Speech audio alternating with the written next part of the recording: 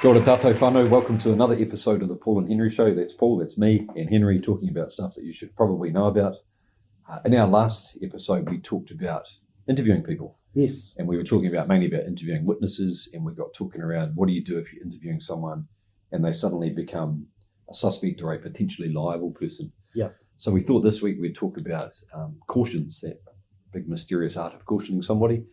Probably going to be a bit of a shorter episode. We'll try and keep it to the guts of cautioning. And then in our next episode, we're going to be talking about planning interviews, sorting out your topics, and how to ask questions, because those things kind of go together. Yeah. Anything from you, Henry, before we start? No. I think we might use the term suspect because it flows off the tongue. Really, we mean person who's potentially liable. Yep. So somebody who might have committed an offence and might be charged, as opposed to a witness being somebody who can help a prosecution but is not going to be an accused. Doesn't have any liability. Yeah. Probably for a different episode, but you can also be both. That gets You confusing. can. If that happens, get some legal advice. Yeah, actually, that particularly where most of our regulated parties actually are corporates, Companies, big companies and businesses, and you will be interviewing people as a representative of that company, because that, it was only because they were an employee of that company doing their job that they were there to witness the events. Let's talk about that in the next episode. We'll make a point of just being really clear around who you're interviewing. Yes. Cool. Yeah. Okay. Right. So cautions. We've got to think about, we use the term caution. It's been a broadly used term, but fundamentally we're talking about the process of explaining someone's rights to them. That's kind of about it. And my sort of layman's understanding of how cautions come about is there's a bit of a power imbalance between the state and the individual. And to help protect individuals, the state puts some laws across how they must be treated, and it gives them some rights. And it also puts an obligation on the state to explain those rights to the person. Yeah. And those rights are fairly straightforward. And I think it's important to think, if you can understand what I call the big four, and you can have those up your sleeve, then you don't need to pull out a card that's got a very legalistic caution written on it. A script. Yeah. It sounds a little bit unnatural. So the first one is the right against self-incrimination. You have to explain to people that they have the right against self-incrimination. You want to talk about that? Well, for me, that's really the right. For me, the main things in a caution is to tell the person that they don't have to answer the questions, which essentially is the right to remain silent. And anything they say might be used in evidence. And therefore, if you don't want to incriminate yourself, because what you say could be used in evidence, then don't say anything. Yeah.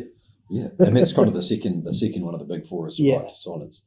So when I explain to someone the caution, because I don't kind of like to read it, I like to explain it and then check that they understand it. But what I usually say is you have a right, against self-incrimination and a right to silence. Now, what that means is that if I ask you something and you don't want to answer it, that's okay. But please, just for practical purposes, signal to me that you'd rather not answer that question. And I'm not going to ask you why you don't want to answer it or get into that. I'll just respect the fact that that's your right. Yeah. People are going to go, okay, I get that. Yeah. The third one, sorry, did you have something? No, keep going. I'll hold my thought. Okay. The third one is the right to seek legal advice. Yes, good. That's a pretty fundamental one. Yeah. And if there's that kind of second piece to that is you can do it in private and all of those things. That kind of more applies to, I think, police if they've arrested someone on the spot, or if you're talking to a witness and suddenly you think, crikey, this person's dropping themselves in it. Yeah. You can say, hey, mate, you've got a right to go and get some legal advice. And if you want to take some time out to go and do that in private, you can, or even if you want to talk to me, you want to take some time, a few days or whatever, that's fine. Yeah. And I was going to say, actually, now, if I was the lawyer for somebody being interviewed, your comment just now about if you don't want to answer a question, just tell me and we'll move on. There is a tactic around that on their side, which is a negative inference. So if you don't answer a question, or if you actually say, I'm not answering that question because I have a right against self-incrimination, you're incriminating yourself. then that looks quite bad. That will look bad to a court if it ever gets to a court. So there is a real technical judgment for an interviewee and their lawyer to make around that, which is why it's really important that they know that they can get their own legal advice, and they can consult a lawyer at any time. Any time during the interview, they can, or if there's a lawyer there, they can step out and have a chat about tactics, because it's quite difficult for them, and you don't have to explain all of those tactics to them, but they need to know they've got the right to talk to a lawyer. Yep. I've had a frightfully painful interview once where every question they left the room to talk to their lawyer about their answer, and then came back in again. And after this happened literally like 20 times, I had a break and had to talk to the lawyer, and I said, look, this is going to take us all night. If we keep doing this, here's what I want to ask. Go and have a discussion, and then we'll do it in one hit. Yeah. And he was like, oh yeah, we'll answer that one, and no, don't ask him that. And, we'll talk about that more in the planning thing. But you're right. It's important people understand that. Yes. Because it's not your job to give them advice about how they should conduct themselves. It's just your job to give them their rights, including the right to a lawyer, and they can go and get their own advice. Yeah. And there's another tactic too that people can use, because fundamentally they get 3 opportunities to tell their side of the story. When they're spoken to by the regulator, when they're in the stand in court, if they choose to get in the box. Yep. And at some stage in between, they can also offer up a statement. Yes. Which some people choose to do as well. They'll say, hey, I don't want to answer that question now. I would like to go away and I need to look at my documents or my records or whatever and talk to my lawyer, and then I'll get back to you with the answer. And that's fine. You just have to roll with it. And the last one, it sounds a wee bit silly in our context as regulators, but you have to explain to people that they're free to leave. They're not detained. Yes. And that I think mitigates the argument that, I thought I had to stay there. I didn't know that I was allowed to go. I thought I had to answer all the questions before I could leave. Yeah. And that's probably the time that would apply the most, I think, is if we've actually required someone to be at an interview. Yes. Because interestingly, they only require them to be at the interview. They're not required to stay. Yeah, that's right. So I just want to talk about the right to silence in that context. So the right to silence sort of manifests in a few different ways. The most prominent way is when you're in a trial, the prosecution cannot require the accused to take the stand. It's the accused's decision whether or not they take the stand. And if they do, they obviously open themselves up to questioning and cross-examination. So again, there's a lot of tactics around that. The other example of right to silence is when you're talking to the regulator or police, you don't have to answer their questions, as we've explained. Now, you have to be very clear when you're interviewing people, clear in your own mind and clear with the interviewee. Is this a voluntary interview or are they required to be there? Yeah. So regulators do have powers to require people to make themselves available to be interviewed. And if you're relying on those powers, be really sure of them and get legal advice if you need to. But once you're in the interview, they don't have to answer your questions. That's where they get their right to silence. Yep. And if it's a voluntary interview, it's important that in the caution you let them know that you don't have to talk to me, and you can get legal advice at any time, and you can stop the interview at any time.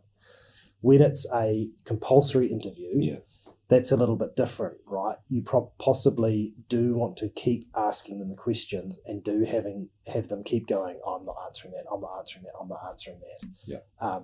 Because that still has some value. Yeah. There's some dirty tactics that they can play there too, which is like, I'm here for the interview, show me your list of questions, I'm going to talk to my lawyer.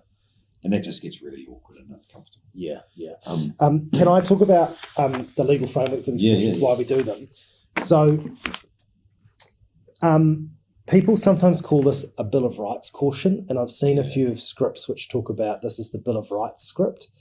Now, to get technical, the New Zealand Bill of Rights Act does not really apply to regulatory investigations because it's primarily about when people are arrested and when people are detained. The main risk for us is that a court throws out the evidence under the Evidence Act. So there's a section about improperly obtained evidence, and the law of evidence is quite vague. It's a balancing of different factors, and there's lots of argument about whether evidence is admissible or not. So I always say it's never clear cut, but you want to take a least regrets approach, meaning you'd rather avoid getting into those arguments and and be sort of squeaky clean and take a least regrets approach. And fundamentally, it's all about fairness, isn't it? Yep, that's right. It's all about being fair. Yeah. So a judge can exclude evidence if they think that the evidence was improperly obtained, and then there's a second step, which is excluding the evidence proportionate to the impropriety, of why it wasn't properly obtained. And you don't really want to get into that argument. So what does improperly obtained mean? And in this context, it means if you pull someone in for an interview and don't give them a caution and they're just a scared individual, they are going to think the best thing I can do is cooperate and answer all the questions and put themselves in it. And then when a judge sees that later on, when a defence lawyer does get involved, the judge is going to take a very dim view. So you have to let people know that they're in jeopardy, essentially. Yeah. Otherwise, it could get thrown out. Now, for those who want to follow in detail, that's Section 30 of the Evidence Act. And there's also something called the Practice Note on Police Questioning, which is a practice note that the Chief Justice has issued under the Evidence Act. It's about police questioning, but we take that and we sort of turn that into our key caution for regulators. Now, so this is the caution that I've got for a voluntary interview. I'll pretend I've done something naughty. Paul, Yes, I'm from Waka Kotahi. Just want to interview you about this incident that just happened. Now, I don't know what's gone on here. Our job at Waka Kotahi is to investigate whether or not there's been a breach of the legislation. So that's what we're investigating. So I'm going to ask you some questions. You don't have to answer them. Answers you do give, if it turns out we end up in court one day, we might use those answers in court. So if you do want to talk to a lawyer before talking to me, you're welcome to. And if you want to give me some basic information and see how you're feeling, and you can also stop the interview at any time, or go and talk to a lawyer at any time. Sounds reasonable, Henry. Thank you for that. Can I phone my mum? Yeah. That's often a question people ask too. Yeah. Right. I don't want to talk to a lawyer, but can I go and talk to someone else? And I think there's a judgment call to make there. Again, go back to that premise around fairness. Is it fair? I think it would be. Unless, of course, mum owns the trucking company and is going to get rid of all the documents and interfere with the investigation. So have a think about that. I thought it was really nice. And you just explained it in a nice, natural way. Yeah. I think it's really important when you explain the caution to someone or you explain their rights to them, you're not giving them their last rights before they go off to the gallows. No. And I've seen people do that where they're chatting and it's all friendly. And then suddenly it's, I'm now going to caution you. And the card comes out and it gets really formal and really serious. Because the stuff you see on TV that police do, that is a different kind of caution. That is a Bill of Rights Act caution because they are arresting people. They are arresting and detaining people. And that has to be more intense. We can avoid that. Now, we're doing an interview. We think this person's just a mere witness, and then suddenly they start saying things which could incriminate themselves, suggesting that they might have breached the law and be in trouble. How do you handle that? Pretty common. I'll go back to that fairness thing and the thing you said before when you were reading out about the legislation and say earliest is always best. You would be unfair if I sat quietly while you incriminated yourself. And I recorded it. That would be unfair. That's in the words of the legislation, that's improperly obtained. Improperly obtained. And so the fair thing would be to say enough, let you say enough so that I get to the point where I go, oh, he's dropping himself in it right now, and then go, hey, Henry, I'm just going to stop you there, mate. You're starting to tell me some things that mean I have to explain some of your rights to you. I'm just going to explain to you what those are.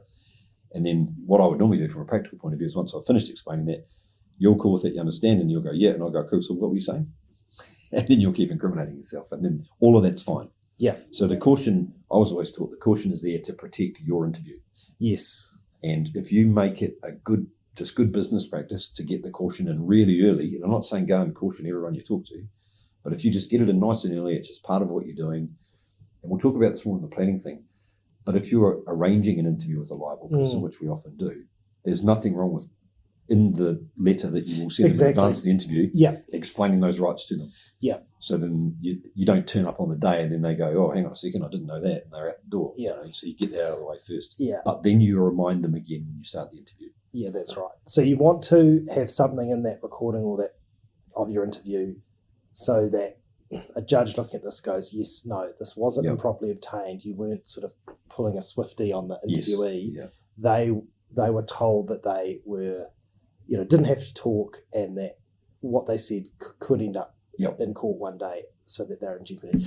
An extreme example, I love true crime. I love true crime podcasts. A real extreme example, which is a police one. They arrested 2 elderly people on some pretty serious charges, and they'd done all the formal cautioning, etc. And they put them in an interview room, and they were being recorded. Oh. And they started talking to each other, and they just started explaining everything they'd done and blaming each other. To each other. And the police officers this was such great evidence, but they were nervous that a defence lawyer might argue these were older people. Yes, you gave them a caution, but they didn't realise they were still in jeopardy and they were being filmed. Forgotten. And therefore it was improperly obtained. Yeah. So what they did is the police officers kept entering the room to say to these 2 people, how are you going in here? Yeah, no, we're coming in to interview you shortly. We'll be coming in to formally interview you shortly for the court case. Do you need anything more? So they just wanted to keep reminding them, you are in a police station. We are about to formally interview you. There could be a court case. You are in trouble. Because they just had in the back of their mind, this is absolute gold, and we cannot have a defence lawyer say we let these people spill the beans without realising they were in trouble. Yeah.